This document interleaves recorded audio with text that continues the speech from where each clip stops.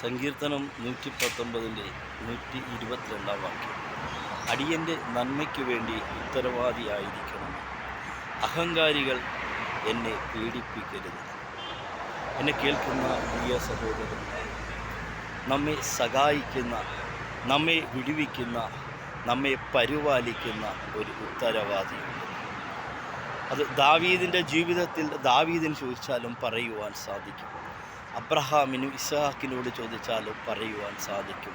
എന്നെ പരിപാലിക്കുന്ന, എന്നെ സഹായിക്കുന്ന ഒരു ഉത്തരവാദി.